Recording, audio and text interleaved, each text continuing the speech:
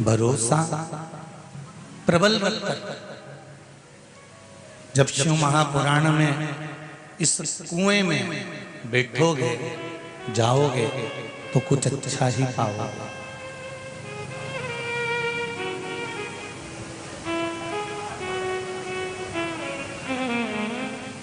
आज सवेरे morning walk के टाइम पर एक माता जी मिली। वो कह रही थी गुरुजी लास्ट स्टेज का कैंसर है,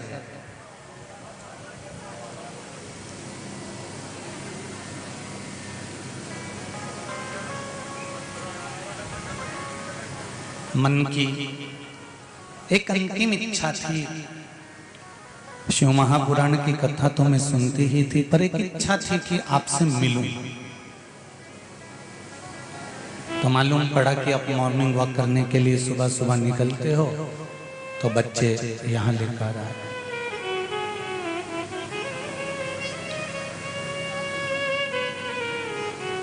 हमने उन माता जी से एक ही बात कही कि तुम्हारी अंतिम इच्छा थी कि महाराज जी से मिलो, तो देव अधिदेव महादेव ने कुबेरेश्वर बाबा को आज्ञा कर रतलाम भेज दिया। ये शिव की कृपा। पर मेरा करबद्ध निवेदन है, महाराज से मिलने की इच्छा नहीं होना थी, तुम्हारी अंतिम इच्छा होना थी जीते जी एक बार देवाधिदेव महादेव से मिल। मेरे शंकर से, मेरे ओघड़ी से, मेरे दयालु से, मेरे दातार से, मेरे शंभू से मेरा मिलन हो जाए।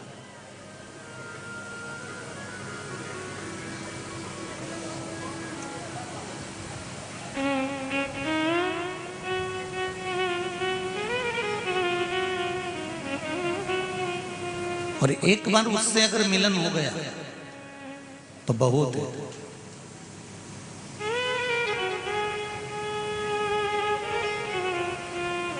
कोई हमारे पास में आता है और अपने दुखड़े सुनाता है ना कि हमको ये परेशानी है, हमको ये परेशानी है। हम उनको एक ही बात कहते हैं, सारे दुख का एक ही हल, एक लोटा जल बहुत है।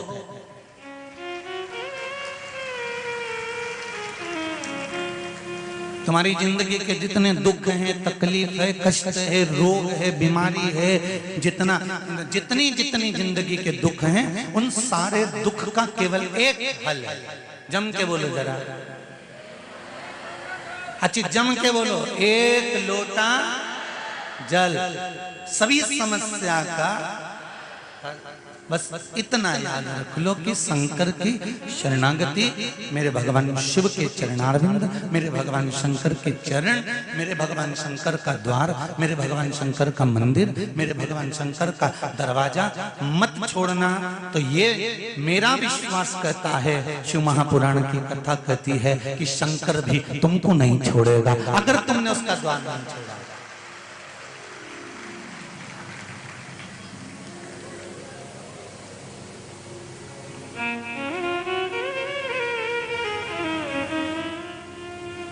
आप उसको पकड़ कर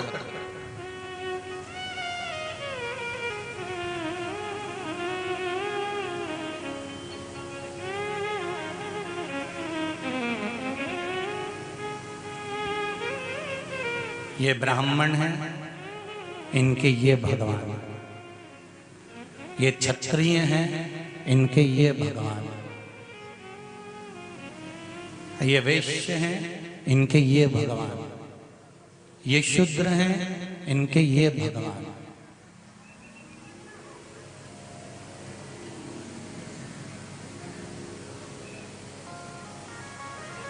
किसी एक पुराण में लिखा हुआ बता दो कि ब्राह्मण के ये भगवान रहेंगे, क्षत्रिय के ये भगवान रहेंगे, वैश्य के ये भगवान रहेंगे और शूद्र के ये भगवान रहेंगे। किसी एक पुराण में कहीं लिखा हो तो ये कुबेरेश्वर धाम, जैसे तुम लोग ये पत्र लिख के भेज रहे हो ना, ऐसे लिख के भेज देना कि हमने इस पुराण में पढ़ा था कि उसमें लिखा हुआ था कि ये वर्ण का, ये ब्राह्मण का, ये क्षत्रिय का, ये वैश्य का, ये शूद्र का, ये देवता है।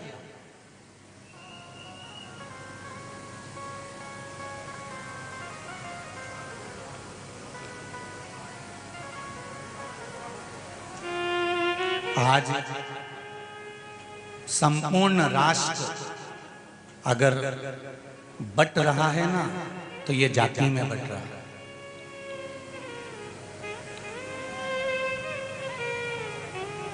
संपूर्ण राष्ट्र अगर बट रहा है तो जाति में बट रहा है।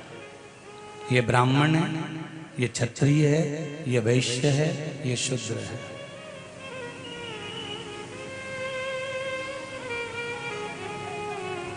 उसके दरवाजे पर तो केवल जन्म लेने वाला एक सनातनी, एक मनुष्य है। उसके पास ना ब्राह्मण है, ना क्षत्रिय है, ना वैश्य है, ना शूद्र है। जाति का विभाजन तो ये राजनीति ने कर दिया। जाति का विभाजन तो आज के लोगों ने कर दिया। जाति का विभाजन तो हम और आपने कर दिया। जाति का विभाजन कभी परमात्मा ने नहीं करा।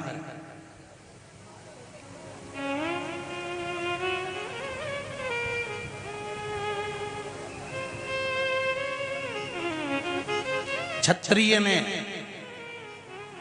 ब्राह्मण को गुरु माना है। बोलो सही है कि गलत है? अरे बोलते जाओ जरा रतलाम वालों। क्षत्रिय ने ब्राह्मण को गुरु माना है और ब्राह्मण ने क्षत्रिय को भगवान माना है।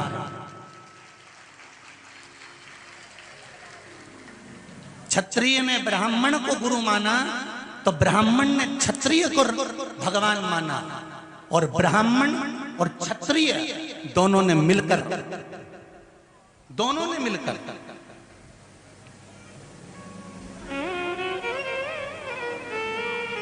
दोनों जब मिलते हैं तो वाल्मीकि जी को गुरु बना लेते हैं। जरा विचार करिए।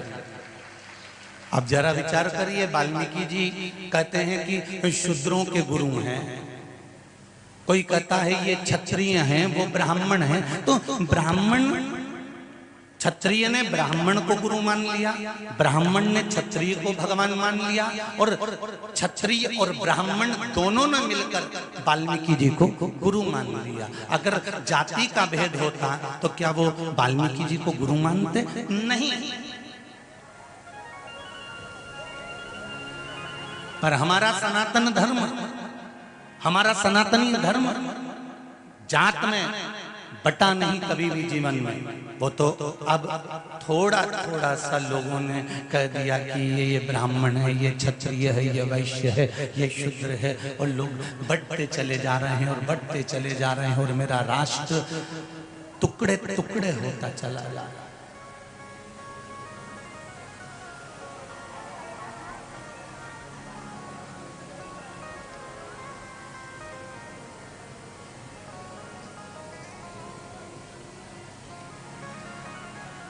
मेरे राष्ट्र के टुकड़े टुकड़े होते चले जाए जाति के नाम पे।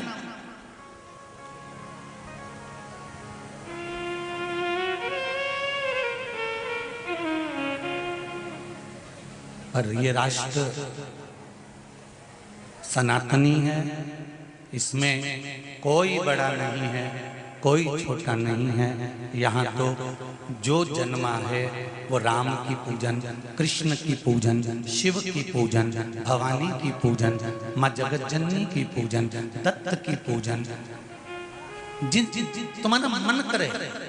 इस व्यासपीठ से कभी ये नहीं कहा कि तुम राम जी को छोड़ दो, कि कृष्ण को छोड़ दो, कि देवी को छोड़ दो, कि देवता को छोड़ दो। इस व्यासपीठ से एक ही बात कही, तुम राम का भजन करते हो तो खूब दिल से करना, तुम कृष्ण का भजन करते हो तो दिल से करना, तुम शंकर का भजन करते हो तो दिल से करना, तुम गुरु का भजन करते हो तो दिल से करना। तुम्हारी मर्जी पड़े तुम उस देवी देवता को भजो, मना नहीं है। पर एक बात का ध्यान लगाकर सेवा करना, पूजन करना कि तुम जिसको भजो भजो, पर दिल से भजो।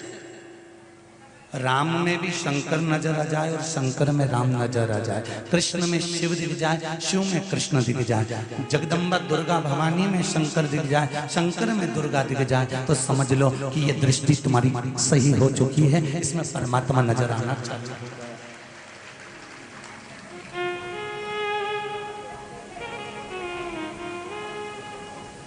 अपनी दृष्टि को सुधारना।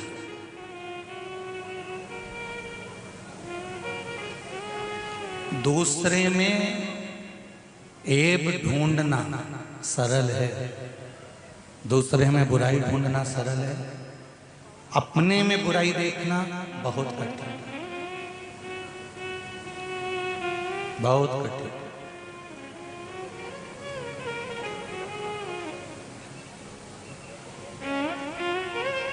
हम अपने भीतर भी तो ढूंढे।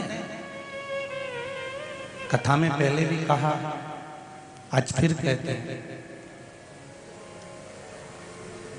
लाल चश्मा लगाओगे तो सब लाल दिखेंगे, काला लगाओगे तो सब काले दिखेंगे, नीला लगाओगे तो सब नीले दिखेंगे, पीला लगाओगे तो सब पीले दिखेंगे।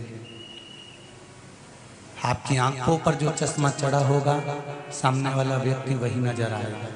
चोर को चोर नजर आएगा, साहूकार को साहूकार नजर आएगा, बेईमान को बेईमान नजर आएगा, ईमानदार को ईमानदार नजर आएगा, धर्मात्मा को धर्मात्मा नजर आएगा, पुण्यात्मा को पुण्यात्मा नजर आएगा, सत्कर्मी को सत्कर्मी नजर आएगा, कपटी को कपटी नजर आएगा, प्रपंची को प्रपंची नजर आएगा। एक व्यापारी की दृष्टि व्यापार की होती है तो उसको सब जगह व्यापार नजर आता है। एक धर्मात्मा की दृष्टि धर्म की होती है तो उसको सब जगह धर्म नजर आता है। अधर्मी की दृष्टि अगर अधर्म की होती है तो उसको हर जगह धर्म नजर आता है। कामी की दृष्टि अगर काम की होती है तो उसको काम ही नजर आता है। और भजन करने वाला जो होता है, उसकी अगर भजन की दृष्टि है तो उसको सब जगह भजन ही नजर आता है। उसकी दृष्टि के अनुकूल, उसकी दृष्टि कैसी है ये उसकी अनुकूलता।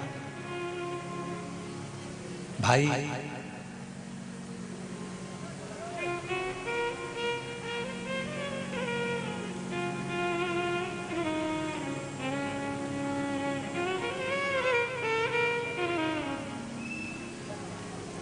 जिसकी तंबाकू खाने की आदत होती है ना,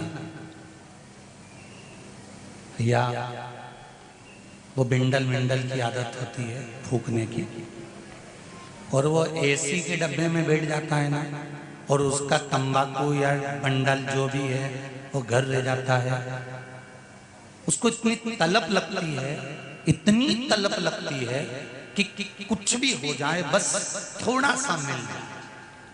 और जब उसकी तलब उठती है ना, भीतर से जब तलब उठती है तो उसकी व्यवस्था भी हो जाती है, और इतनी देर में उसको वही सीट पे, उसी एसी के कक्ष में, उसी बर्थ पर कोई ऐसा व्यक्ति मिल जाता है जो वो खाता हुआ मिल जाता है, और उसको मिल भी जाता है और वो दे भी।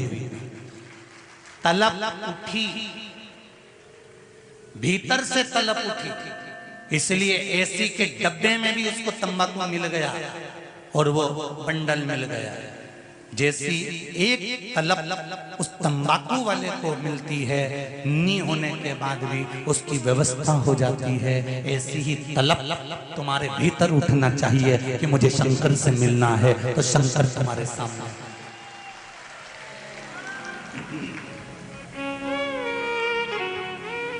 ऐसी तलब तुम्हारे भीतर उठे कि मुझे परमात्मा से मिलना है, मुझे राम से मिलना है, मुझे कृष्ण से मिलना है, मुझे शिव से मिलना है, मुझे भगवत का स्मरण करना है, तो वो मिले।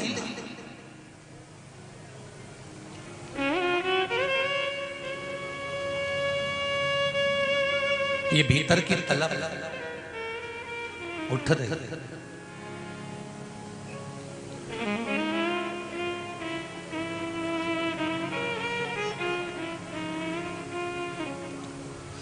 और खानो नहीं भावे मने, पीनो नहीं भावे, दौड़ दौड़ मन सत्संग जाए।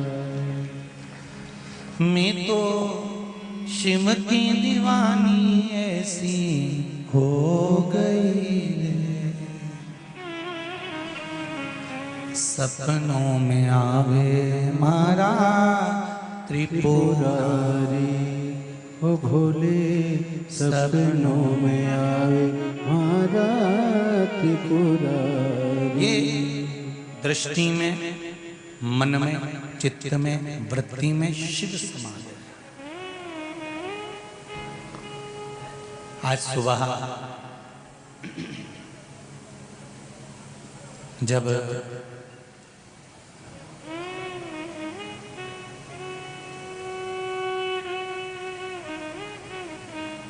शिव मंदिर और हनुमान जी के मंदिर गए तो शिव मंदिर से जब आ रहे थे तो माताएं चली आ रही हैं, थैली में पानी की बोतल है और सिर पे पल्लू है और बच्चों का हाथ पकड़ी हैं। सवेरे सवेरे लगभग 9 बजे 9:30 बजे ऐसी चली आ रही लाइन से। बस एक लक्ष्य है कि शिव महापुराण में पहुंचना, एक लक्ष्य। शिव पुराण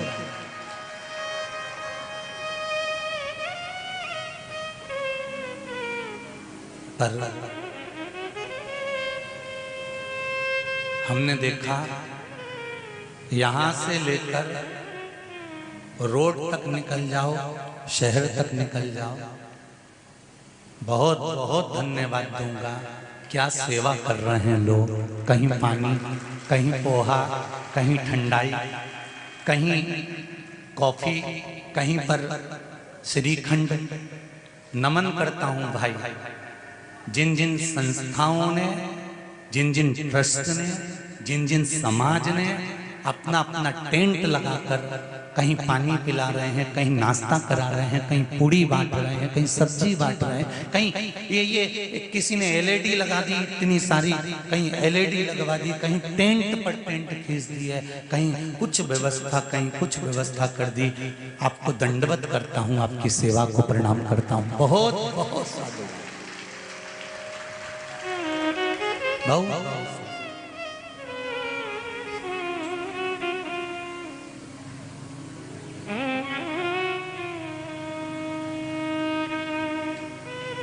और बुला बुला के दे रहे हैं, ले साहब प्रसाद, ले साहब, ले साहब ठंडाई पी के जाओ साहब, लो ठंडा पानी पी लो साहब, ले। और तुम्हें ठंडा पानी पिला रहे हैं, तुम्हें ठंडाई पिला रहे हैं और खुद धूप में खड़े होकर तुम्हारे लिए बोतल भर भर कर दे रहा है। अजब नजारा है रतलाम का, और गजब नजारा है रतलाम का, गजब नजारा।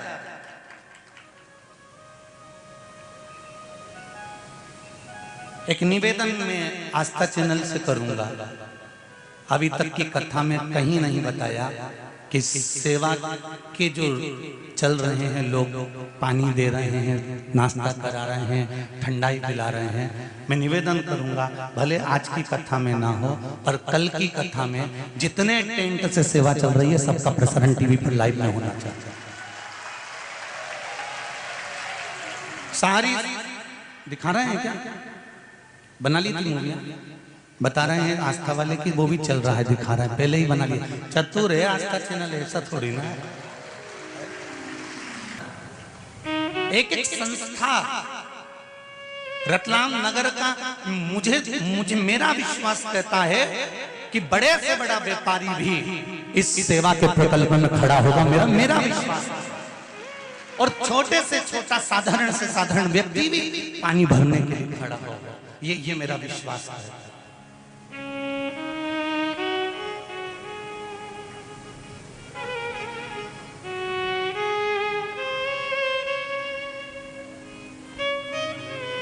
कहीं कोई समाज, कहीं कोई समाज, कहीं कोई समाज। हमने देखा आगे जाकर गद्दों का ढेर लगा हुआ है और वहां पर लिखा हुआ है यहाँ ठहरने की व्यवस्था निःशुल्क है, गद्दा उठाओ, लो और सो जाओ और बाद में सुबह जाओ तो चाय पी कर जाओ। धन्य है, प्रणाम करता हूं आपको। मुझे नाम ज्ञात नहीं है, मैं किसी एक का नाम लेना भी नहीं चाहता।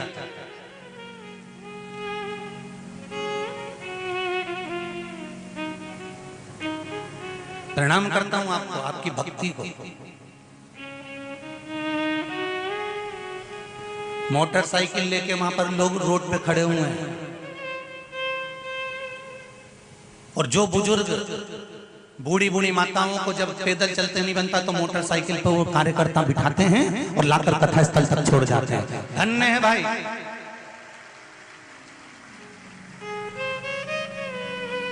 दुनिया के लोग पेट्रोल का रोना रो रहे हैं, सारी दुनिया में चल रहा है पेट्रोल महंगा हो गया, पर यहां आकर देख लो रतलाम में, यहां पर दिल सबसे भारी है और मन सबसे भारी है। लगा दी मोटरसाइकिलें और चलो हम छोड़ कर आते हैं। और प्रशासन को भी धन्यवाद दूंगा कि क्या गजब व्यवस्था करी है महाराज।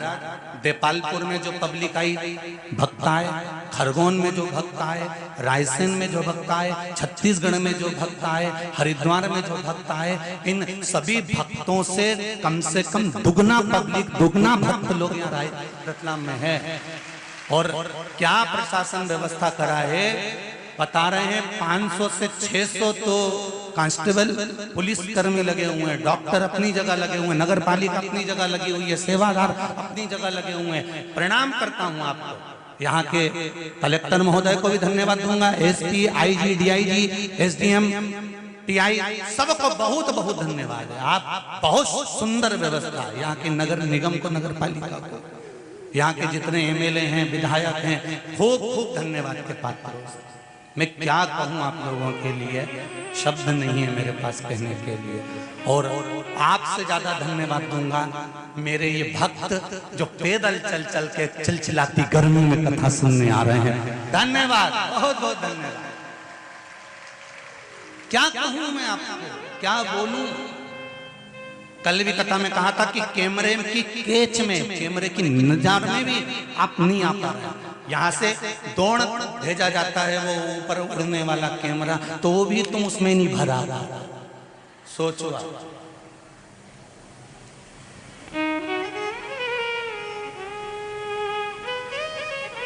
और जो रह गया ना वो बाद में पछताएगा।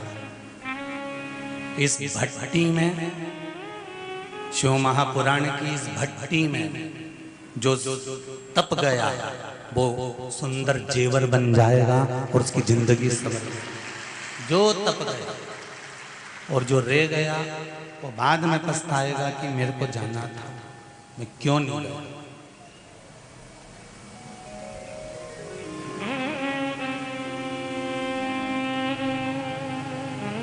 भक्ति प्रबल। यहां से निगाह फेंकोगे ना, पंडालों में जगह नहीं है, लोग धूप में खड़े हुए हैं, देखिएगा पीछे साइड में भी देखोगे तो चारों तरफ धूप में लोग खड़े हुए हैं। क्योंकि पंडाल खींचने वाला भी कितना पंडाल खींचेगा, कितना लगाएगा।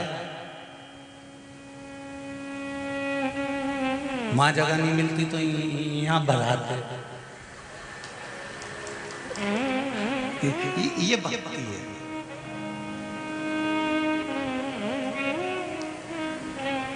दाहोद वाले आए हुए हैं यहाँ कथा में। कहाँ बैठे? अच्छा, कथा है इनकी भी, एक बार नजारा देख के चले जाना, क्योंकि वहां की भी तैयारी भरी है। गुजरात में शिव भक्ति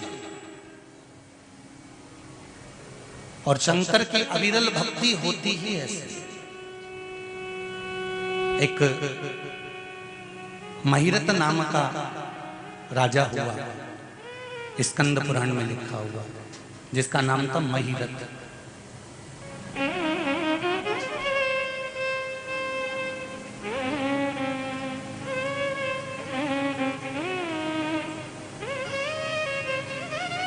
स्कंद पुराण कहती है, बैसाख की महत्तम कहता है, महिरत अपने राज्य में राज्य करता था, पर उसका एक काम था, राज्य के सिंहासन पर तो केवल नाम मात्र का बैठता था और गलत काम में लगा रहता था।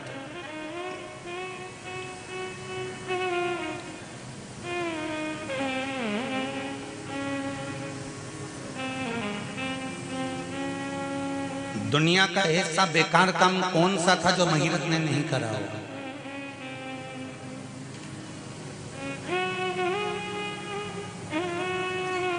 वैश्यावृत्ति महिरत कर रहा, जुआ महिरत खेल रहा, झूठ, प्रपंच, छल, बेईमानी, सब कुछ राजा महिरत उसमें निपुण है।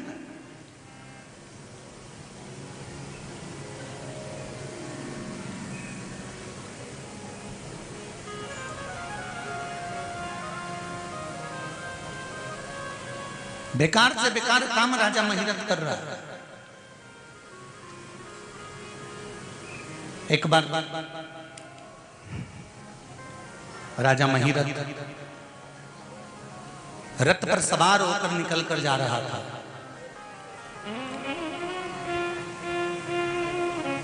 और रथ पर सवार होकर जब राजा रहीम महिरत निकल कर जा रहा था, बीच मार्ग में एक गाय बछड़े को जन्म दे रही थी।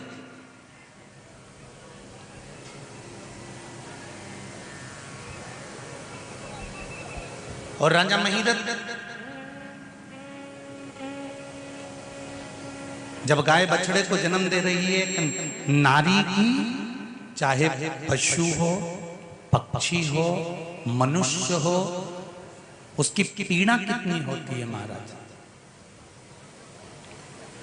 जब एक नारी, चाहे वो पशु हो, पक्षी हो, चाहे मनुष्य हो, जब अपने बच्चे को जन्म देता है ना, तब उसको पीड़ा कितनी होती है। उस नारी का दूसरा जन्म होता है बच्चे को जन्म देते से।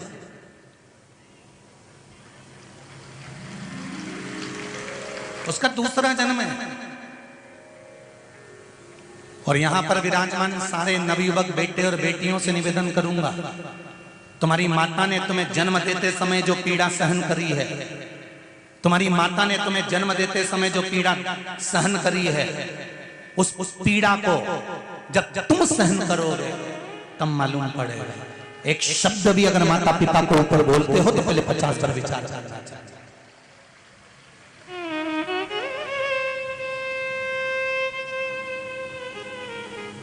कितनी पीड़ा। और माता और पिता ने तुमको जन्म दिया है, और जन्म देने पर माता पिता को जो पीड़ा होती है, उस पीड़ा को माता पिता जानते हैं।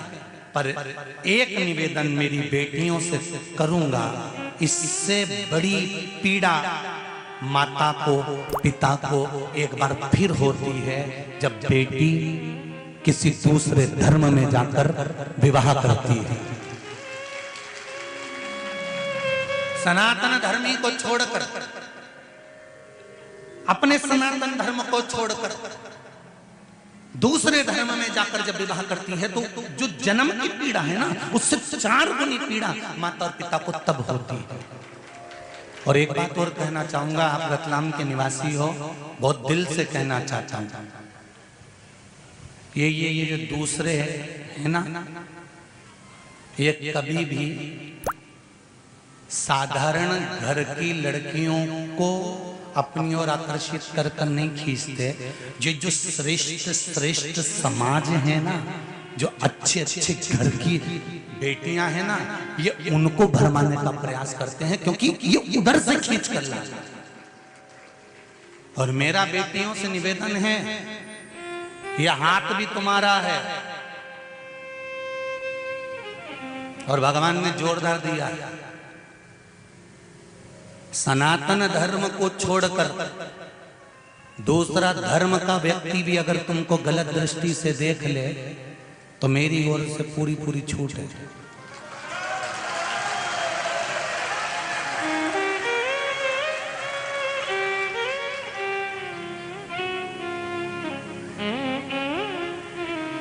एक नियम बना लो। सनातन धर्म में कुछ कमी है क्या? सनातन धर्म जैसा कोई धर्म नहीं है। क्यों? किस लिए? अभी कल की कथा, कल वो भला हो पत्रकार बंधुओं का तो अखबार उन्होंने पहुंचाया, तो उस अखबार में ग्वालियर की न्यूज पढ़ रहा था कि ग्वालियर में एक लड़की से एक लड़के ने विवाह कर लिया और उसको विवाह करने के बाद अब लड़की ने तो और उसका पूरा वर्णन दिया है कि लड़की का जब विवाह हो रहा था तो उस लड़की को समझाया था, थाने में बिठाया था। लड़की माँ बाप के विरोध में खड़ी हो गई थी, भाई और बहन के विरोध में खड़ी हो गई थी कि करूं तो इससे ही करूं। और उस लड़के से विवाह करने के बाद में थाने में जब खबर गई तो उस लड़की ने कहा कि मैंने शादी इससे करी है और ये लड़का अपने अन्य दूसरे काका चाचा अन्यों के पास में कहता है कि तुम्हें भी उनके साथ रहना पड़ेगा। ये कर रहे हैं हमारे धर्म की बेटियों के साथ। अब तो जाग जाओ।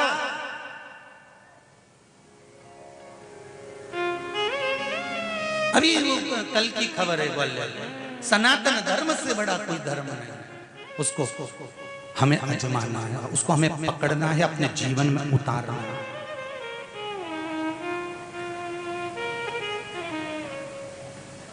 सनातन धर्म से कितनी बेटियां बैठी हैं, हाथ उठा दो जरा जल्दी से। जितनी भी बेटियां बैठी हैं चलो खड़ी हो जाओ जल्दी से, हो जाओ खड़ी। शान और सत्ता से खड़ी होना। तुम अपने पिता की बेटियां हो, तुम अपनी माँ की कोख से जन्मे हो। मैं अपनी माता को कभी लज्जित नहीं कर सकता। जितनी बेटियां चाहे छोटी हो बड़ी हो मंजली हो संजली हो सब खड़ी हो जाओ। हो गई? शिव जी की कथा में बैठी हो, पक्का संकल्प ले रही हो ना? हाथ लंबा कर दो। मैं भगवान शिव की इस शिव महापुराण में भारत माता को कभी लज्जित नहीं करूंगी और सनातन धर्म में ही विवाह करूंगी, दूसरे धर्म में नहीं जाऊंगी। संकल्प देते हैं। अब दोनों हाथ उठाकर बोलो हार। बैठ जाओ मेरी बेटियों। धन्यवाद, आपके चरणों को नमन करता हूं। धन्यवाद, बहुत बहुत नमन करता हूं मेरी बेटियों के चरणों। और आप बेटियां नहीं हो, मेरी बहनों। आज आपका भाई भी छाती को तान कर चल सकता है कि मेरी बहनों ने मेरे को वचन दिया। अपने धर्म की ओर बढ़ो। सनातन धर्म से बड़ा कोई धर्म नहीं। हरिचंदन है इस देश की माटी, तपोभूमि हर ग्राम है। हर वाला देवी की प्रतिमा, बच्चा बच्चा राम है। जिसके सैनिक समर भूमि पर गाया करते गीत है, उसी माटी के हल्के नीचे खेली करती सीता है। ये साधारण सी भूमि है। बहुत महीरथ नाम का जो राजा था वो गलत संगतियों में पड़ा हुआ। एक राजा ही अगर गलत संगति में पड़ जाए ना तो फिर प्रजा का हाल तो वैसे ही खराब हो जाएगा। राष्ट्र को संवारने में राजा की एक मूल भूमिका होती है। वैशाख शिवरात्रि शिव महापुराण की कथा कहती है, जैसे शरीर की कोई भी इंद्री में जैसे हाथ है, कई कई माताओं के या पुरुष लोगों के, कई लोगों के, ये नहीं है कि तुम्हारे हाथ केवल तुम बूढ़े होगे तभी कांपते हैं। कई कई बहन बेटियों के, कई कई जवान लोगों के भी हाथ जब सीधा करवाओ तो कांपने लगता है, कंपन करता है। उनको लगता है कि हमको कोई रोग हो गया, कोई बीमारी हो गई। डॉक्टर को भी दिखाते हैं कि ये हमारा हाथ कांपता बहुत है, कंपन बहुत करता है। उसका एक उपाय अग्नि पुराण में से आप निकाल कर सकते हैं। जिनके भी हाथ कांपते हो, चाहे वो युवान बेटा बेटी हो, चाहे वो वृद्ध हो, जिनके भी हाथ कांपते हैं, हाथ में थोड़ा बहुत कंपन रहता है, और ऐसे कई लोग हैं, केवल हम उनको नहीं कहेंगे कि बुजुर्ग लोगों के काम हैं, बहुएं हैं, बेटियां हैं, कई काम करने वाले जो होते हैं, जिन दिन रात दुकान पर बैठते हैं, काम करते हैं, उनके भी हाथ में थोड़ा कंपन आने लगता है। महाराज काली तिल शंकर भगवान को किसी भी सोमवार के दिन समर्पित कर देते हैं। उस काली तिल को चढ़ाने के बाद एक बेलपत्री, एक शमी पत्र शिव जी को चढ़ाना। बेलपत्री और शमी पत्र को उठाकर जहां से पानी शिवलिंग जलाधारी, ये पानी बहने का स्थान, जहां से पानी नीचे की ओर जाता है, बेलपत्री और शमी पत्र को उठाकर जहां से पानी नीचे की ओर जाता है वहां उस पत्ती को रख दें। काली तिल को वापिस जलाधारी पर से शिवलिंग से उतार कर लेकर आ जाए और उसको डब्बी में रखें। सुबह उठने के बाद में, मुंह धोने के बाद में, नाश्ता करने से पहले या कुछ भी खाने से पहले मुख में 2 दाने वो काली तिल के हाटकेश्वर महादेव का नाम लेकर, कौन से महादेव?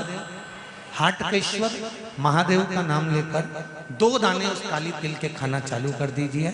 8 दिन 9 दिन कर लो, हाथ में कंपन आना बंद हो जाएगा और आपका हाथ धीरे धीरे ठीक हो जाएगा। जैसे एक पत्र आया है, देखिए,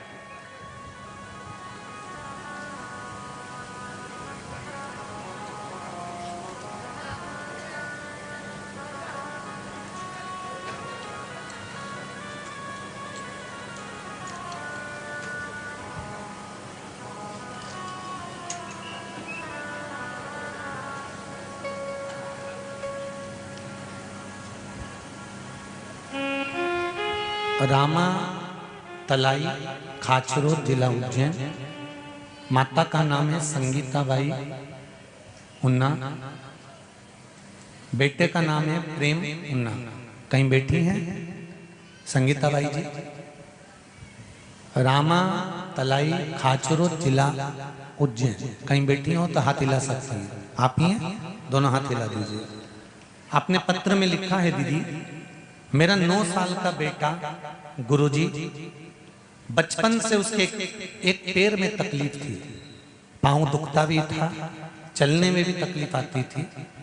गुरुदेव सारे डॉक्टरों को दिखा लिया, इलाज करवा लिया, पर डॉक्टरों ने कहा इसका जन्म से ही हो सकता है तकलीफ में हो, तो वो पैर में तकलीफ रहेगी। पर एक बार कथा में सुना, 5 लोटा जल, पंच शिव पुराण में बताया था, पंचायत शिव महापुराण में, कि 1 लोटा जल चढ़ाकर 20 दिन शिव जी को समर्पित कर कर उस जल को लाना है और वो जल उसको सुबह के समय पिलाना है। गुरुदेव ऐसी कृपा हुई कि 20 दिन में उसका पैर ठीक हो गया और मेरा बेटा ठीक चलने लगा और पैर दुखना बंद हो गया। बैठिए बहन, हर हर महादेव। ये शिव कृपा, इसलिए बार बार कह रहे हैं हर समस्या का हल सुबह से उठो, नहाओ, भरो।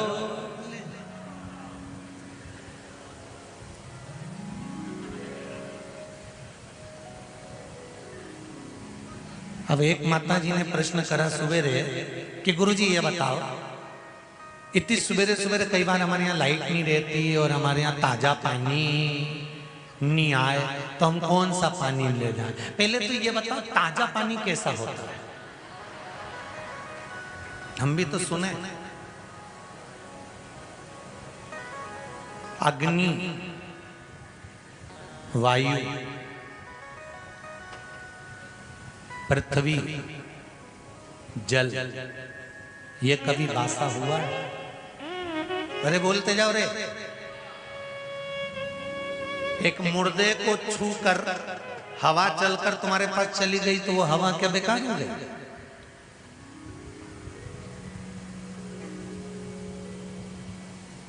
अग्नि कभी अशुद्ध हुई है? नहीं। पानी कभी बासी हुआ है?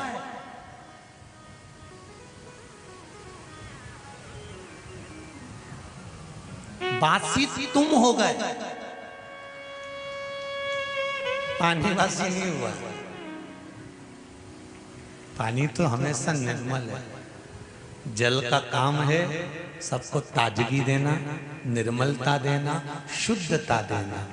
जल कभी अपवित्र नहीं होता, अग्नि कभी अपवित्र नहीं होती, वायु कभी अपवित्र नहीं होती, और भूमि, ये पृथ्वी, ये मेरी माँ, ये वसुंधरा, ये भूमि, ये पृथ्वी कभी बासी नहीं, कभी अशुद्ध नहीं। और एक बात और कहूंगा, आप और हम इस पृथ्वी के पुत्र हैं, बच्चे हैं। माँ स्नान करके आई, बच्चे को गोदी में ले लिया, बच्चे ने छीछी कर दी, गंदगी कर दी, बच्चे की गंदगी को माँ ने धो दिया। माँ वापिस स्नान करने नहीं जाएगी, पूजन के कक्ष में चली जा और पूजन कर, तेरी पूजन शिव स्वीकार करेगा। यहाँ जितनी बुजुर्ग माताएं बैठी हैं, बूढ़ी बूढ़ी माताएं बैठी हैं, ये मुझसे ज्यादा समझदार है। जितनी कथा में बाज रहा हूं उससे ज्यादा कथा इन्होंने जिंदगी में बाज दी है। मैं इनके चरणों को नमन करता हूं। ये बूढ़ी बूढ़ी माताएं अपनी बहुओं को यही कहती हैं कि छोरा की गंदगी साफ कर दे, छीछी साफ कर दे। उसके बाद बहू कहती मम्मी अम्मी ने इसको गंदगी साफ कर दी, अम्मी ये काम नहीं करूंगी, वो काम नहीं करूंगी। तो सास क्या बोलती है, छोरा की, बच्चों की गंदगी कभी माता पिता को नहीं लगती, जल साफ कर दी ना, लग सेवा कर, तुलसी जी को दिया लगा, जा जल चढ़ा करा, जा भगवान की आराधना कर। उसी तरह इस पृथ्वी के हम पुत्र हैं, इस वसुंधरा के हम संतान हैं। हमें तो इसने जीना सिखाया है।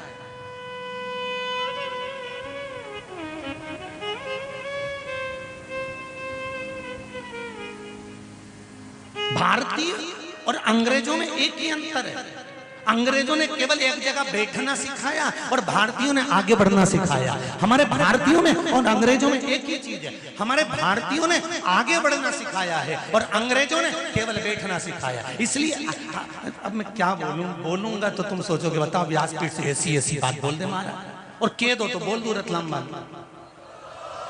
पक्का जवाब तुम दे देना। हाँ ठीक है, तो सुन लो। भारतीयों ने आगे बढ़ना सिखाया और अंग्रेजों ने बैठना सिखाया। जब बच्चा छोटा होता है ना, चाहे तुम हो चाहे हम हो, छोटे से थे ना, जब ये जो आज के जमाने में शौचालय बन गए, इन शौचालय में तो छोटे से बच्चे को कहाँ बैठना आता था, उसके तो यहाँ बिठा देते थे और माँ कहती जाती थी आगे बढ़ी जा, आगे बढ़ी जा, आगे बढ़ी जा। वो इन्होंने पोटा करते जाए, आगे बढ़ी जा, फिर पोटा करते जाए, आगे बढ़ी जा। अंग्रेजों ने एक जगह बैठना सिखाया, उन्होंने लगा दी सीट, बैठा रहो। और हमारा भारत देश कहता है आगे बढ़ते रहो।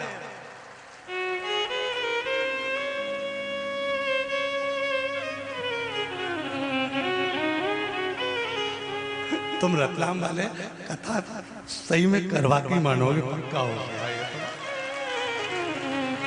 भारतीय आगे बढ़ना सीखा, भारतीय कभी एक जगह बैठना नहीं सीखा। हमारे स्वामी विवेकानंद एक बार जा रहे थे ट्रेन में, और स्वामी विवेकानंद जब ट्रेन में जा रहे थे तो कुछ अंग्रेज उसमें बैठे हुए थे। वो अंग्रेजी में बात करते करते हिंदुस्तानियों को कुछ कह रहे थे, भारतीयों को कुछ कह रहे थे, आड़ा टेढ़ा शब्द कह रहे थे। स्वामी विवेकानंद को भी कहने लगे। स्वामी विवेकानंद सुनते रहे, इनको लग रहा था कि इनको तो अंग्रेजी आती नहीं होगी,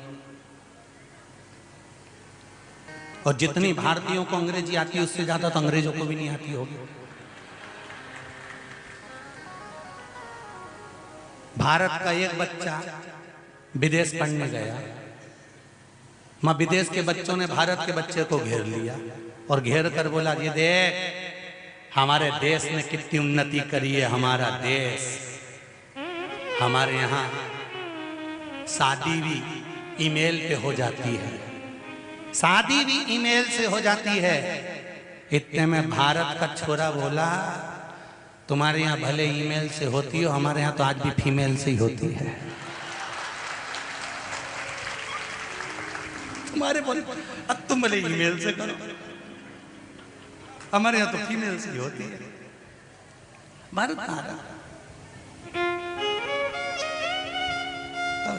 स्वामी विवेकानंद को अपशब्द कहने लगे। वो आपस में हिंदुस्तानियों को, भारतीयों को अपशब्द कहने लगे, अंग्रेजी भाषा में कुछ कहने लगे। अब कहते कहते कहते कहते कहते कहते कहते वो आगे स्टेशन आया तो वहां पर बहुत सारे सनातनी भाई इकट्ठे थे। उन सनातनियों ने स्वामी विवेकानंद की जय जयकार करी, और जैसे ही स्वामी विवेकानंद प्लेटफॉर्म पर रेलवे स्टेशन पर उतरे तो ये अंग्रेज भी उतरे, और उतरते से ही कुछ प्रशासन के लोग वहां आकर खड़े हुए और स्वामी विवेकानंद से अंग्रेजी में कुछ कहने लगे। तो स्वामी विवेकानंद भी अंग्रेजी में उत्तर देने लगे। जैसे स्वामी विवेकानंद ने अंग्रेजी में उत्तर देना चालू करा, ये अंग्रेजी बोलने वाले अंग्रेज स्वामी विवेकानंद को देखते रह गए। जब स्वामी विवेकानंद वापस ट्रेन में बैठने लगे और अंग्रेज वापस ट्रेन में बैठे तो उन्होंने स्वामी विवेकानंद जी से कहा, स्वामी जी एक बात बताओ, हम इतनी देर से अंग्रेजी में जो जो कह रहे थे आपने सब सुना होगा, तो फिर आपने जवाब क्यों नहीं दिया? तो स्वामी विवेकानंद जी ने कहा, हमारे भारतीयों की एक आदत है, कीचड़ में पत्थर नहीं मारते। हम भारतीयों की एक आदत है, हम कीचड़ में पत्थर नहीं मारते। हम क्यों, अगर आप आपस में बात कर रहे हो, किसी की बुराई कर रहे हो, निंदा कर रहे हो, चुगली कर रहे हो, तो आपके ऊपर है, हम उसको स्वीकार ही नहीं करते। किसी ने गाली दी और तुमने पलट के जवाब दिया गाली का, तो समझ लो तुमने गाली ली। मैंने आपको ये डब्बी फेंक के मारी, आपने कैच करी, डब्बी दी, आपने कैच करी, मतलब आपने ली। सामने वाले ने गाली दी और तुमने पलट कर जवाब दिया, तो समझो गाली तुमने ली है। और उस वो गाली बकता रिया, तुम लिए ही नहीं। तुम तो जोरदार खजूर वाली चोटी बना के और ऐसे ऐसे ठिला के जाओ और वो बकता रहे। आग लगे बस्ती में अपन रहे मस्ती अपने कहीं कहीं।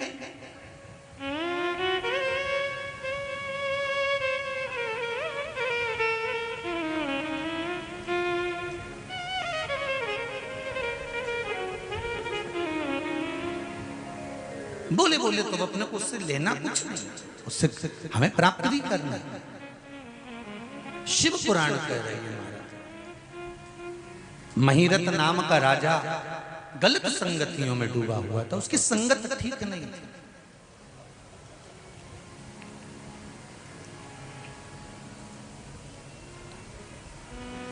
जन्म भले राजा के घर में हो जाए,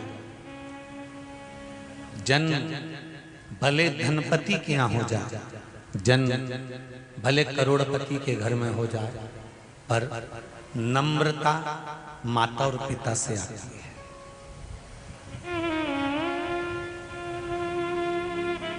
नम्रता माता पिता से। महिरत एक गाय बछड़े को जन्म दे रही थी और वो बछड़े को गाय जन्म दे रही है, और राजा का रथ निकल कर जा रहा है, और राजा महिरत ने अपने दूतों से कहा, नीचे उतर कर इस गाय को एक और करो। जरा विचार करिएगा, कितना प्रसव के समय पर दर्द होता है, ये एक माँ ही जान सकती है, उसके सिवा कोई नहीं।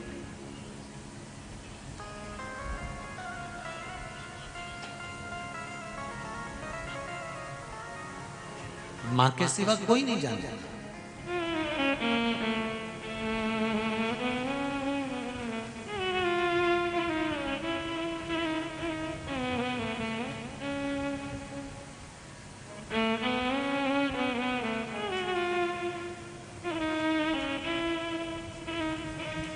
आस्था चैनल वालों के पास में वो फोटो आया है क्या? वो एक व्यक्ति ने टीवी फोड़ दी, नहीं आया? अभी कथा के शुरू में जो दूसरा दिन था और साउंड सही नहीं चल रहा था, तो जो टीवी पे कथा सुन रहा था कोई महाराष्ट्र का, उसको इतनी गुस्सा आई, उन्हें गिलास पानी का उठाकर टीवी पे मारी दिया।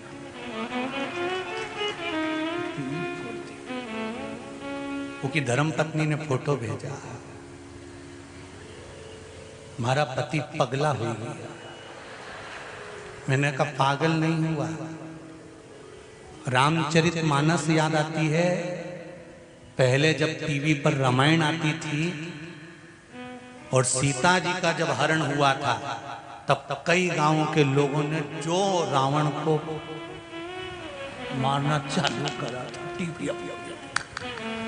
अब वो ही रामायण की याद आज शिव महापुराण के माध्यम से घर घर हो रहा।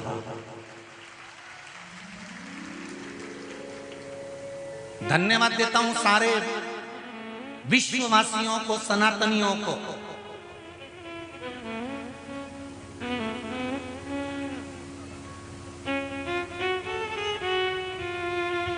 जिन्होंने रिकॉर्ड कायम करा दिया कल की कथा का। YouTube चैनल पर 1,06,000 लोग लाइव कथा देख रहे थे एक साथ। रिकॉर्ड है। और आस्था चैनल पर क्या टीआरपी आई है भगवान। रतलाम वालों तुम किस्मत तो लाए हो पक्का। क्या लोग कथा देख रहे हैं, ये दिल से सुन रहे हैं। ये मेरा सनातनी है, ये मेरे शिव के प्रति आपका प्रेम है, आपकी करुणा है, आपकी वात्सल्यता है। और एक बात कहूं, ये आप जितने लोग आस्था चैनल पर कथा सुन रहे हैं, फेसबुक यूट्यूब पर सुन रहे हैं, और जितने पंडाल में सुन रहे हैं, ये कथा सुनने के बाद मुझे विश्वास है कि आने वाली पीढ़ी खड्डे में नहीं गिरेगी, आगे की ओर बढ़ेगी अगर कथा पर अमल कर लिया। अगर ये शिव महापुराण की कथा घर घर में, और एक निवेदन जरूर करूंगा, तुम्हारे घर में कथा चले तो तुम तो बड़े प्रेम से श्रवण करो। आजकल चोंगे की लड़ाई हो रही है माइकों की, टीवी की थोड़ी ना लड़ाई हो रही है। तो टीवी का वॉल्यूम तेज कर दो, कथा सुनो और दिल से सुनो, स्मरण करो कथा का, रसतत्व श्रवण करो कथा का। और व्यापारियों से भी निवेदन है, अपनी कथा 3 घंटे की आती है दुकान पर, एक टीवी लगाओ, चाहे मोबाइल में सुनो, भले धीमी आवाज में सुनो, काम करते रहो, नाम जपते रहो, थोड़ा थोड़ा थोड़ा थोड़ा स्मरण करते रहो। क्यों? उसका कारण है, जब निरंतर काम करते करते थोड़ी आवाज भी अगर कान में चली गई तो जिंदगी संवरने में देरी नहीं लगेगी, दुख नहीं है।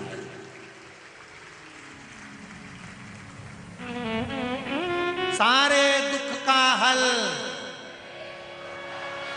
अरे जम के बोलो, एक लोटा जल बस बहुत है।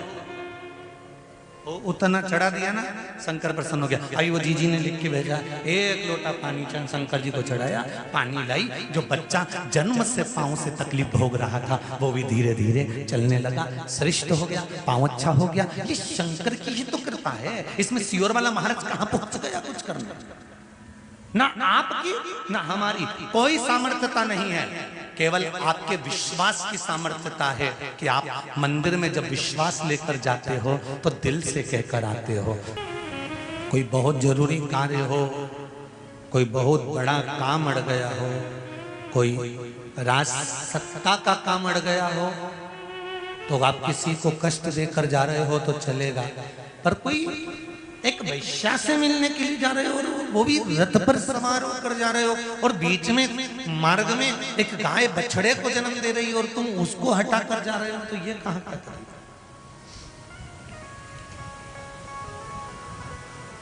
शिव महापुराण की कथा तो यहां तक कहती है, अगर एक बार कोई कथा सुनने बैठ गया ना, साधारण से साधारण, अगर गरीब से गरीब व्यक्ति भी अगर आगे आके बैठ गया है, और आप कितने बड़े भी धनपति हो, अगर वो बैठ गया तो फिर आप उसको नहीं हटाना चाहिए। बैठ गया ना एक बार कहीं आकर, तो उसको हटाने की जवाबदारी आपकी नहीं है। आप दूसरी जगह बैठ जाओ, जाकर खुद पीछे बैठ जाओ, पर किसी को उठाना नहीं। बैठ गया ना, बैठ, फिर ना तो क्रोध, ना चिड़चिड़, ना अपशब्द, ना ताना, ना गाना।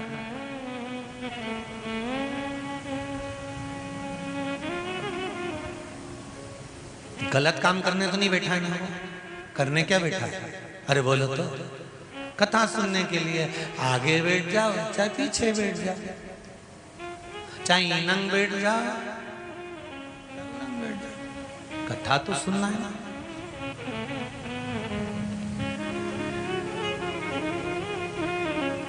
कैमरे की निगाह में भले मत आओ, उसकी निगाह में एक बार आ जाना, बस बहुत है तुम। उसकी निगाह में अगर आ गए तो जिंदगी सवर जाएगी, नहीं तो जीवन बेकार है हमारा, व्यर्थ का जीवन।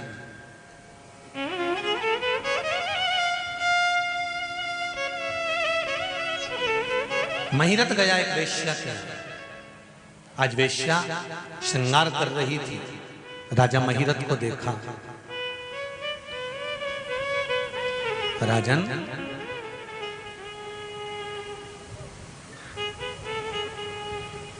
तुम्हारा आने का समय तो शाम का है और तुम मेरे कक्ष में आज सुबह से आ गए।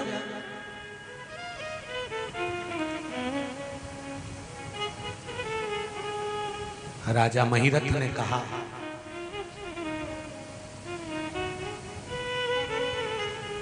मुझे तुम्हारी याद आ रही थी इसलिए मैं आज शाम की जगह सुबह आ गया। राजन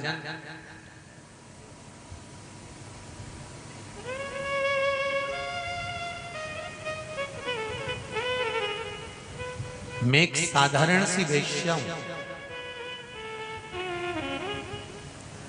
मेरे पास तो आपको समय पर आना चाहिए। केवल एक दरवाजा परमात्मा का ऐसा होता है, वेश्या कह रही है, जिसके दरवाजे पर कभी भी जाया जा सकता है, पर वेश्या के यहां समय पर आना चाहिए। और तुम मेरे यहां रात की जगह शाम की जगह सुबह आ गए। राजा महिरत ने पूछा, तो उसमें क्या दिक्कत है, उसमें तकलीफ क्या है। स्कंद पुराण का यह बड़ा सुंदर संवाद, बैसाख महत्तम, उसमें दिक्कत क्या है। वैश्या ने कहा, सुनो राजा महिरत,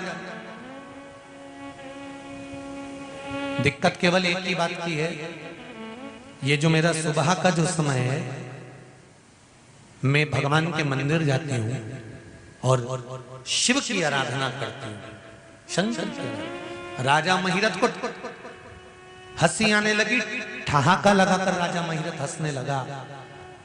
जैसे ही राजा महिरत ठहाका लगाकर हंसा तो वैश्य ने पूछ लिया, राजन क्यों हंस रहे, तुम्हारे हंसने का कारण क्या है। अरे राजा महिरत ने कहा, वैश्या शरीर का व्यापार करती है और भगवान की आराधना करती है।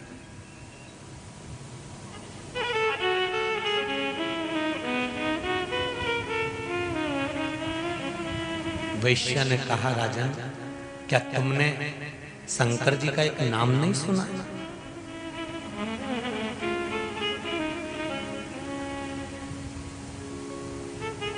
शिव जी के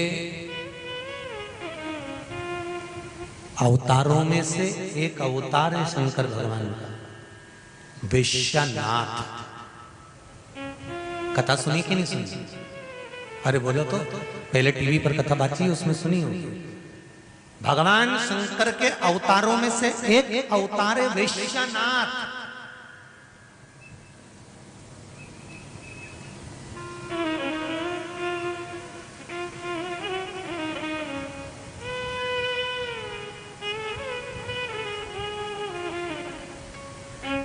भगवान शंकर भी वैश्या के नाथ बनकर सम्मुख में प्रकट हो गए थे, वैश्या के लिए।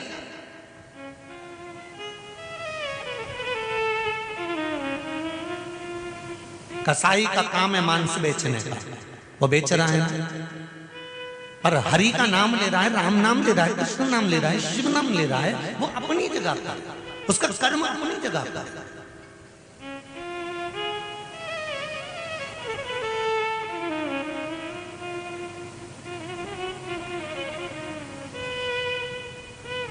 तो कहते हैं ना, नाम हरि का जो दिल से लिया करते हैं, उन्हीं भक्तों को प्रभु प्यार किया करते हैं। एक वकील भी अगर अदालत में जाता है तो 2 अगरबत्ती लगाकर जाता है। एक थानेदार भी अगर थाने में जाता है तो 2 अगरबत्ती लगाकर जाता है। एक डॉक्टर भी अपनी क्लिनिक पर जाता है तो 2 अगरबत्ती लगाकर जाता है। एक सेठ अपनी दुकान पर जाता है तो 2 अगरबत्ती लगा कर जाता है। एक चोर चोरी करने भी जाता है तो 2 अगरबत्ती लगा कर जाता है। भगवान थानेदार के लिए भी काम कर रहे हैं, पुलिस वालों के लिए भी काम कर रहे हैं, वकील के लिए भी कर रहे हैं, व्यापारी के लिए भी कर रहे हैं, चोर के लिए भी कर रहे हैं, डॉक्टर के लिए भी कर रहे हैं। 2 अगरबत्ती जो भगवान को लगा रहा है, भगवान उसकी सुन रहा है।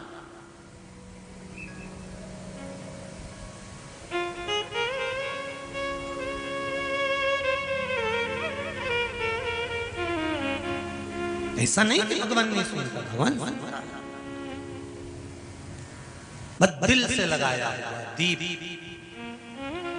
किसी के चेहरे पर अगर प्रसन्नता लाकर खड़ी कर दी ना आपने, ये घी के दिए से बड़ा काम है। घी के दिए से बड़ा। मैं बहुओं को हमेशा कहता रहा हूं, आज फिर मेरी बहुओं को, मेरी बेटियों को कहना चाहूंगा, तुम उपास करो ना करो चलेगा मेरी बहुओं, एक काम जरूर करना कि घर में सास और ससुर का सम्मान करना चालू कर दो, तुम्हें सारे व्रत का फल मिल जाएगा।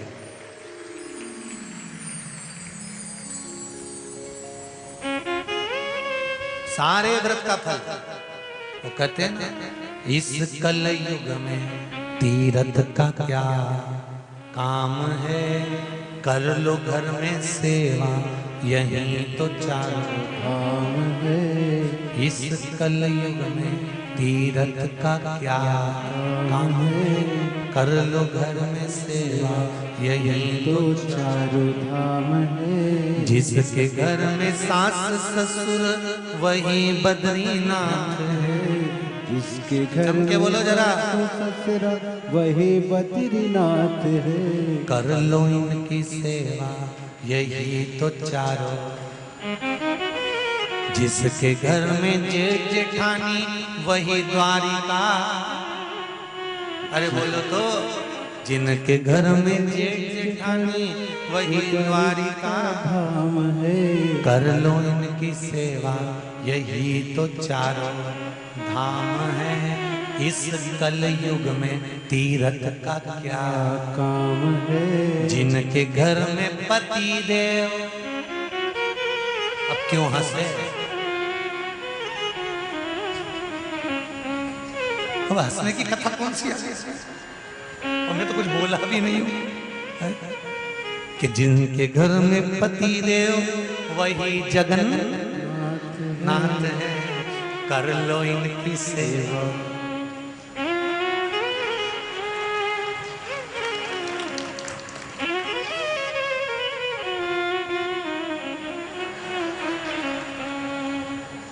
कर लो इनकी सेवा यही तो चारों धाम है। इस कलयुग में तीरथ का क्या काम है। और इस पूरे भजन में आखिरी की लाइन जो मुझे पसंद है, शायद आपको भी पसंद आना चाहिए, जरूरी नहीं है, थोपूंगा नहीं, पर जिसके घर में सुलक्षण नारी, जिसके घर में सुलक्षण नारी वही घर धाम है। और जिसके घर में चंद्र घंटा। जय।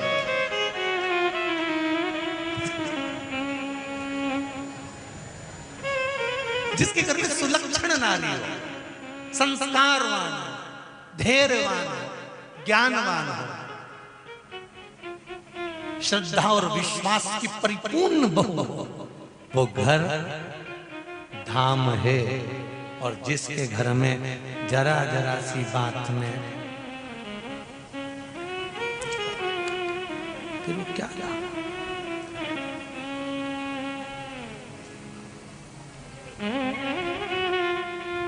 मेरा नियम है, वैश्यक है, मैं शिव मंदिर जाता हूं, जल चढ़ाता हूं, शंकर की पूजन करती हूँ, शंकर की आराधना करती हूँ।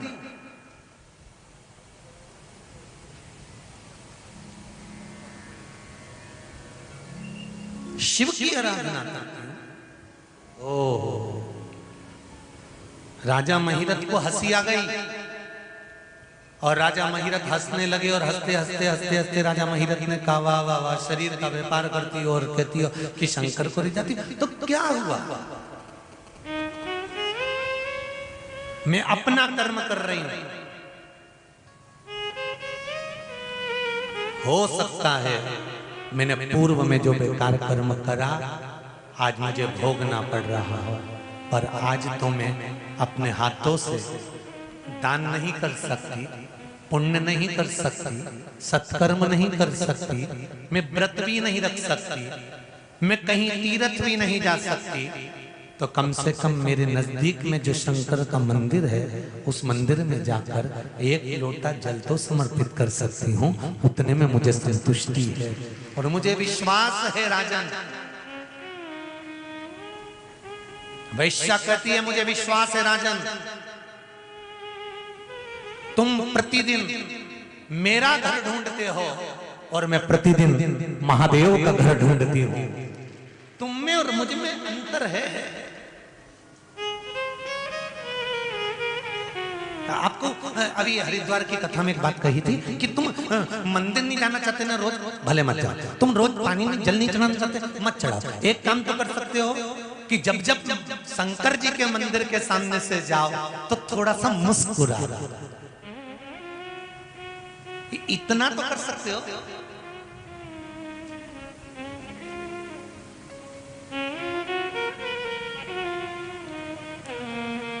तुम्हारे मुस्कुराने से भी मेरा शिव पट जाएगा, ये पक्का है।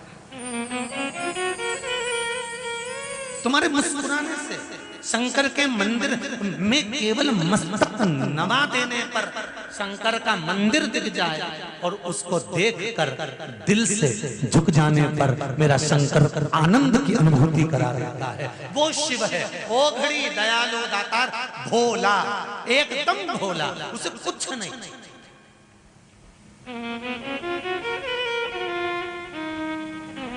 उसको कुछ भस्मासुर को कंगन उतार कर दे देता, ये ले। भस्मासुर ने पूछा, ये भस्मासुर बोला कि प्रभु मैं कहाँ तुम्हारे लिए रोज चित्ता की भस्म ढूंढने जाऊंगा, मेरी खुद की फैक्ट्री खोलना चाहता। तो भगवान शिव ने कहा क्या चाहता है? तुम जिस पे हाथ रखो मैं वो भस्म हो जाए, क्योंकि भस्मासुर को भगवान शंकर ने प्रकट करा था। तो भस्मासुर ने पूछा था मेरा काम क्या है? शंकर जी ने कहा तेरा एक ही काम है, शमशान से भस्म लेकर मेरे शरीर पे लगाने के लिए। तो भस्मासुर जाता था तो मुर्दा ही नहीं मिलता था जलता हुआ, वापिस लौट किया जाता था। आज तो कहीं मुर्दा ही नहीं मिल रहा। शंकर भगवान बोले फिर मेरे लिए कहीं ना कहीं से तो भस्म लाना पड़ेगी। एक दिन भस्मासुर गए और देवऋषि नारद के पल्ले पड़ गए। देवऋषि नारद ने कहा, भस्मासुर रोज रोज कहाँ से मुर्दा ढूंढेगा, कहाँ कहाँ शमशान में ढूंढने जाएगा रात को भस्म को। एक काम कर, शंकर जी की आराधना कर ले, शंकर जी से वर प्राप्त कर ले, खुद की फैक्ट्री खोल ले, किसी पे भी हाथ रख देना वही भस्म हो गया, भस्म ले जाके शंकर जी को दे देना। आत्मनिर्भर भारत।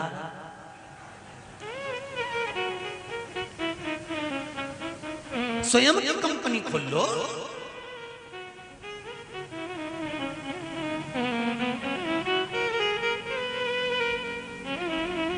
उज्जैन में रतलाम की शिव महापुराण की कथा को सुनकर उज्जैन के कई मंदिरों में अमावस्या को, बैसाख की अमावस्या को जहां जहां अन्न क्षेत्र चलते थे, उन अन्न क्षेत्र वाली जगह पर उज्जैन की कई माताएं सत्तू पन्नी में बनाकर बेच रही हैं और वो सत्तू उज्जैन के कई अन्न क्षेत्र में जा रहा है। जो अमावस्या के दिन अन्न क्षेत्र में भंडारे होते थे, अमावस्या के दिन वो अन्न क्षेत्र के भंडारे सत्तू के होंगे। और बैनर बने हैं बड़े बड़े। मैं टीवी चैनल वालों को कहूंगा कि जो बैनर भेजे हैं समिति के पास आए हैं वो चैनल पर दिखाएं कि कितने बड़े बड़े बैनर लोगों ने बनवाए हैं कि अब की बार जो बैसाख महीने में अमावस्या के दिन अन्न क्षेत्र के भंडारे होंगे उसमें सत्तू ही बांटा जाएगा। इसको कहते हैं आत्मनिर्भर भारत।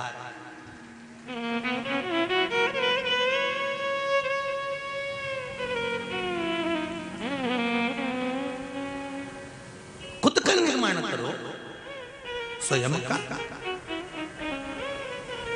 और पूरे उज्जैन में बड़े बड़े बैनर लगाए कि रतलाम में चल रही शिव महापुराण की कथा में जो प्रेरणा मिली है, उस प्रेरणा के अनुसार सत्तू का प्रसाद, सत्तू का भंडारा वितरण किया जाए। ये प्रेरणा, ये आगे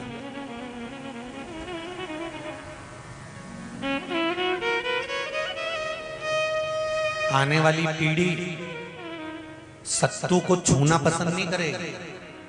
इसलिए मेरी जीजियों से निवेदन है, चने की दाल गलाओ, गेहूं गलाओ, जौ गलाओ। किसको आता है बनाना? आता है आप लोगों को? इनको गला कर निकाल कर फिर उसको धीरे धीरे धीमी आंच में बोलती जाओ, जरा सेको, उतई सेको, जितना सब लोग खा ले और प्रसाद में भी वितरण हो। फिर उसको पिसवा लो, फिर भगवान को भोग भी लगाओ। और जो मेहमान तुम्हारे यहाँ आए, बैसाख महीने में भले वो नहीं खाए तो आधी चम्मच दो, घोल के गुड़ से, शक्कर से, दिल से लो साहब। हमने रतलाम की कथा सुनी है, अब तो जो मेहमान आएगा बैसाख का महीना में सत्तू जरूर खिलाएंगे, चाहे कुछ भी हो जाए। खाओ तो जरा आधा चम्मच खाओ। ये सत्तू कहाँ काम आएगा? जम के बोलो जरा। मरने के 47वें दिन जब बैतरणी नदी को पार करना होगा, तब घाट पर अपन सब मिलेंगे रतलाम वाले वहीं पे। वहीं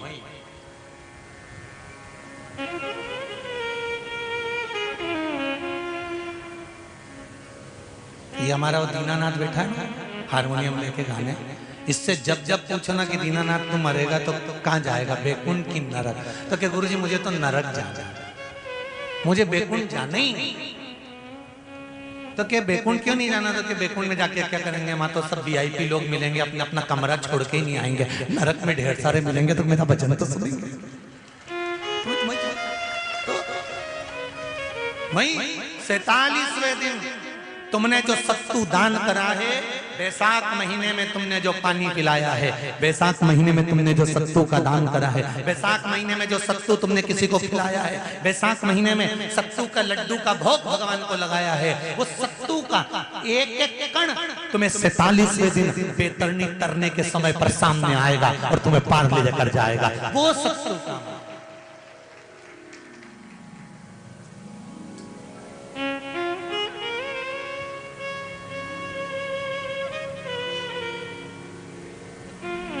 रखो। शिव मंदिर के सामने से भी अगर निकल कर जाओ तो शंकर भगवान को प्रणाम कर लो। एक वैश्या राजा महिरथ को ज्ञान दे रही है, एक वैश्या राजा महिरथ को समझा रही है कि राजन तुम मेरा घर ढूंढता है, और वैश्या कह रही है मैं शिव का घर ढूंढती हूँ। महाराज अपना स्वयं का एक आनंद, भस्मासुर को कंगन दे दिया, कंगन देकर कहा जिस पे हाथ रखेगा वही भस्म। उसने सोचा प्रैक्टिकल यहीं कर लो। संकल्प सत्य का आईना जब दिखाया जाता है तो व्यक्ति को क्रोध जरूर आता है।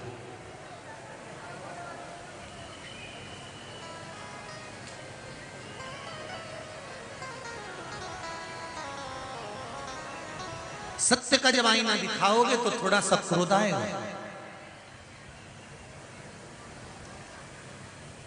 सत्य का आईना दिखाओगे तो थोड़ा सा गुस्सा तो आए, क्योंकि दर्पण जो होता है ना वो सत्य बोलने में पीछे नहीं होता। दर्पण असत्य बोले वो बात दूसरी हो, दूसरा कोई इनका दर्पण हो जिसमें आप आड़े टेढ़े दिखते हो, पर दर्पण की सत्यता। वैश्या ने राजा महिरथ को शब्द कहे, राजा महिरथ को क्रोध आया। जिस मार्ग से वैश्या शिव मंदिर जाती थी उस मार्ग को राजा महिरथ ने रोक दिया।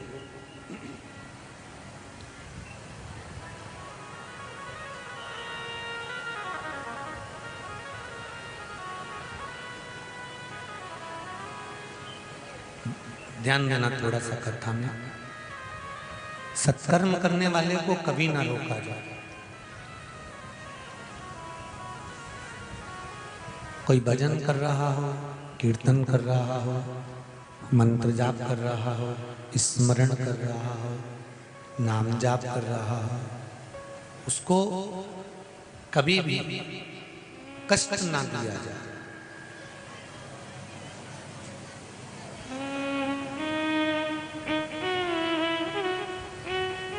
कोई बल्कि प्रेरणा देना चाहता,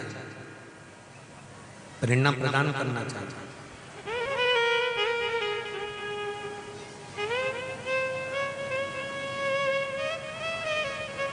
कि जाओ कथा में जाओ, जाओ सत्संग में जाओ, जाओ मंदिर जाओ, देवालय जाओ, तीर्थ जाओ, ये प्रेरणा दे। कई माताओं ने अपने बच्चों को स्कूल भेजने से पहले हाथ में एक लोटा पानी का पकड़ा देती है, पास में मंदिर है, चढ़ा करा, फिर जल्दी आ, फिर स्कूल जाना।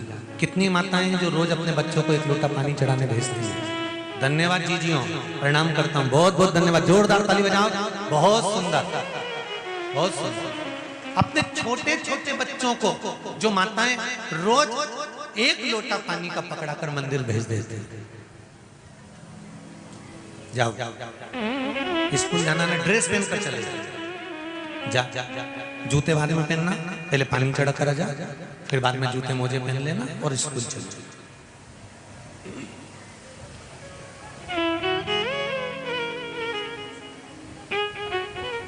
कल बैसाख की शिवरात्रि है। सुबह से लेकर, वैसे तो शिव जी के मंदिर में पट कपट और झंझट कुछ होती नहीं है, फिर भी आजकल कुछ नियम बना दिए गए हैं शंकर जी के मंदिर में कि इतनी बजे तक ही पानी चढ़ाओ। तो जैसा ब्राह्मणों ने नियम बना दिया वैसा कर लो, कोई दिक्कत नहीं। वैसे शंकर जी के पास जाने के लिए कोई समय नहीं है। माँ बाप के पास जाने का कोई समय होता है कि बच्चा मैं तो इतनी बजे, माँ कहे कि मैं तो 9 बजे गोदी में लूंगी, इसके बाद लूंगी नहीं। माता और पिता की गोद में बच्चा कभी भी जा सकता है। शंकर जी के मंदिर में आप कभी भी जा सकते हो, शिव के पास अपने दिल की बात कहने के लिए शंकर के मंदिर में कभी भी। अब थोड़े से नियम बन गए हैं, जब से ये शिव महापुराण की कथा से लोग जागे हैं तब से लोगों ने कह दिया हम तो इतनी बजे तक ही पानी चढ़ाने देंगे, कब तक आते रहेंगे, भीड़ बढ़ रही है। सारे ब्राह्मण जन को सबसे ज्यादा खुशी होना चाहिए कि सनातनी जाग रहा है और शंकर मंदिर तक आ रहा है। उसको प्रसन्नता होना चाहिए कि शंकर जी के मंदिर के दरवाजे और देर तक खोल के रखो, आओ और शंकर के दरवाजे आओ, प्रसन्न चित्त होना चाहिए।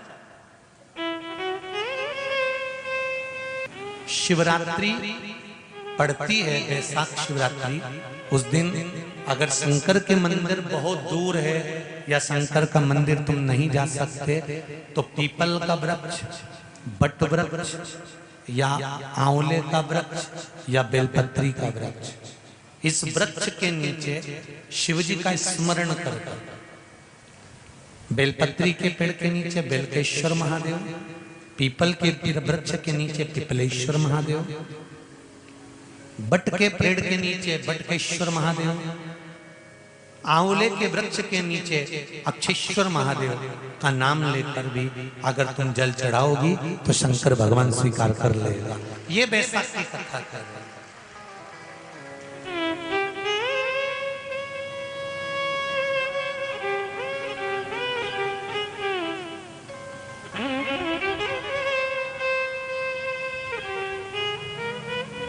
मान लो अगर मंदिर नहीं जा पा रहे, कई लोग कहें हमारे शहर, हमारी सिटी में, हमारी कॉलोनी में, हमारी सोसाइटी में मंदिर नहीं है, हम इतनी दूर कैसे जाएंगे, हमारी कॉलोनी से हम कहाँ जाएं, हमारे पाँवों से नहीं बनता, शरीर से नहीं चला जाता, तो क्या करें?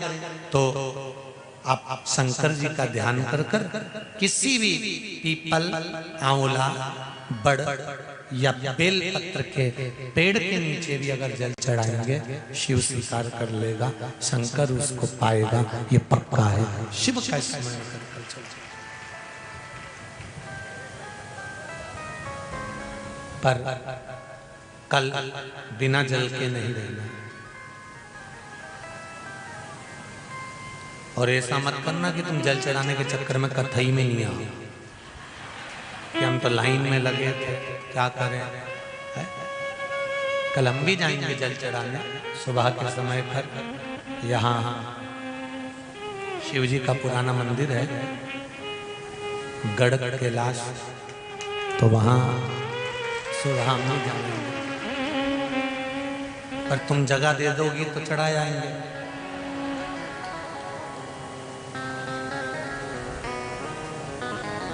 क्योंकि गढ़ कैलाश उनका नाम है और तुम उसी गढ़ के हो, इसलिए शिव भक्ति का एक भाव जागृत हो।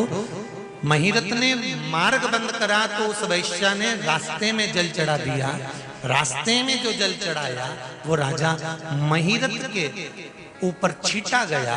जैसे ही राजा महिरथ के ऊपर जल का छीटा गया, राजा महिरथ की बुद्धि थोड़ी सी सबरी, उसको नहीं मालूम था कि आज वैश्या जो जल चढ़ा रही है वो बैसाख महीने की शिवरात्रि है, जिसका जल मात्र आचमन कर लेने से ही रोग मिट जाते हैं, काम, तृष्णा, लोभ, आसक्ति ये सब समाप्त की ओर जाती है। साथ में जिस कार्य के लिए शंकर जी को जल चढ़ाया जाता है वो कार्य सफल हो जाता है। बैसाख शिवरात्रि के जल का मात्र छीटा जल चढ़ाते समय राजा महिरथ को लग गया था, और राजा महिरथ उस जल के छीटे को पाकर बस जल का पात्र लेकर शंकर जी के मंदिर जा रहा था। आज राजा महिरथ ने एक शुभ कार्य कर दिया।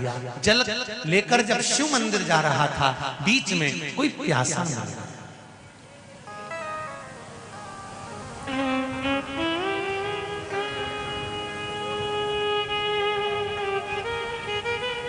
बीच में कोई प्यासा मिला,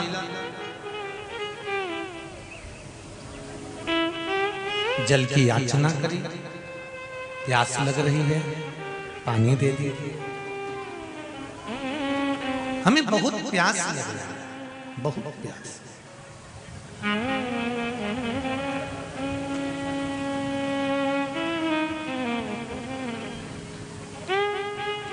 राजा महिरथ ने कहा मत रोको। उतरा, जल का भरा हुआ पात्र राजा महिरथ ने उस प्यासे को पानी पिला दिया। प्यासे ने आशीर्वाद दिया, राजा फिर गिर गया, फिर जल लेकर आए।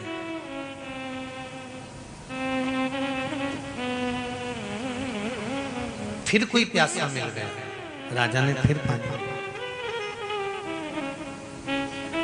बैसाख महीने में जल का दान राजा करता रहा, करता रहा। अब उसने विचार करा क्यों ना घर से जल भर कर लाता हूं, सवेरे स्नान करूं, उसी सरोवर का जल ले जाकर भगवान को समर्पित करूं। ब्रह्म मुहूर्त में उठ गया और उठकर भगवान के मंदिर में जाकर जल चढ़ाने लगा। मात्र कुछ ही दिन हुए थे, पास के राज्य ने आक्रमण कर दिया। आक्रमण तो करा, पर शिव भक्ति का बल बड़ा था, तो राजा महिरथ के पूरे राज्य का बाल बांका नहीं हुआ और राजा महिरथ बच गया। अंतिम क्षण आ गया, प्राण छूटने का समय।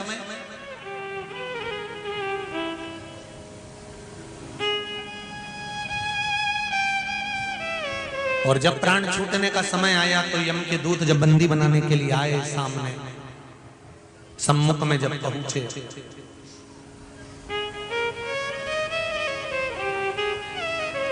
राजा महिरथ घबरा गया। नैनों से जल बहने लगा,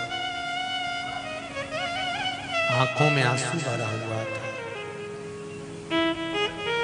यमदूत राजा महिरथ को ले जाने के लिए आते हैं और शंकर भगवान के गण सम्मुख में खड़े होकर कहते हैं इसने शिव भक्ति करी है। यमदूतों ने कहा सबसे पहले इसने वेश्या का संग करा, जुआ खेला, मांसाहार करा, मदरा पान करा, वैश्यावृत्ति करी, सारे गलत काम करे, सब कुछ गलत करा, तो भोगना तो इसको पड़ेगा। तो ये भगवान शंकर के गण बोले ये पहले करे, अब तो सुधरा है ना। पूजन करने में पहले क्या क्या गलती होती थी, अपन ने पूजन की कथा सुन सुन के सुधर तो गए ना, कि हमने जो गलती करी अब तो नहीं कर रहे ना, अब तो गलती को सुधार संवार लिया, तो इसको शिव धाम। मेरे भोले तेरी नौकरी सबसे बढ़िया है, सबसे बड़ी हो। मेरे भोले तेरी नौकरी सबसे बढ़िया है, सबसे खरी। तेरे दरवाजे की चाकरी सबसे बढ़िया है, सबसे बड़ी। जब से तेरा गुलाम हो गया तब से मेरा भी नाम हो गया। जब से तेरा गुलाम हो गया, जब से मेरा भी नाम हो गया। वरना वो काट क्या थी मेरी, सबसे बढ़िया है, सबसे बड़ी हो। भोले बाबा तेरी नौकरी सबसे बढ़िया है, सबसे खरी। भोले बाबा तेरी नौकरी सबसे बढ़िया है, सबसे खरी। मेरे बाबा के दरवाजे की सेवा, चाकरी, नौकरी, जितने लोगों ने शिव महापुराण में सेवा करी है, सेवा में लगे हुए हो, किसी ना किसी रूप में सेवा कर रहे हो, 3 महीना लिख कर रखना, जो मांगा है बाबा देगा जरूर। ये सेवा का फल इतना। राजा शिव के धाम चले गए। भगवान गणेश जी का मंगल विवाह रिद्धि सिद्धि के साथ हो रहा है। कल कथा का विराम दिवस रहेगा। जिन्होंने 7 दिन की कथा नहीं सुनी वो कल की कथा जरूर सुनना। 7 दिन की कथा का पुण्य फल मिल जाएगा। कथा का समय यही रहेगा 1 बजे से 4 बजे तक। भगवान गणेश जी को विवाह हो रहा है। रिद्धि सिद्धि गणेश जी महाराज के गले में जयमाला पहना रही हैं। जोरदार ताली बजाएं।